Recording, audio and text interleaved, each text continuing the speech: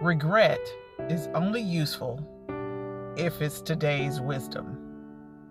If we could make yesterday's choices with today's wisdom, we could move forward in our lives without shame. Some of the choices we make lead us to mountains, where we get to the top and we celebrate victories we could only dream about. Some choices we make will lead us down dark paths, places where we can feel heartbreak and shame and pain. But I need you to understand that the choices you make don't define you. We all make choices in our lives that sometimes lead us into places that we don't even fathom recovering from. But those choices were made in those moments when we thought we knew, when we felt like they were the best thing for the time. We may only find out later that those choices are some of the reasons we may be suffering. Maybe you stayed too long.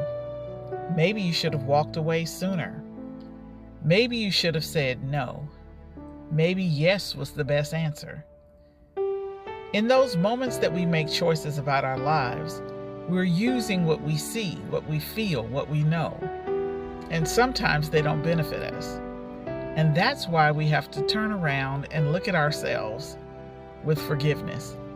We have to see ourselves as the flawed human beings we are, and we have to reach for a forgiveness that is sometimes hard to come by. The real victory in this life doesn't come from thinking you don't make mistakes.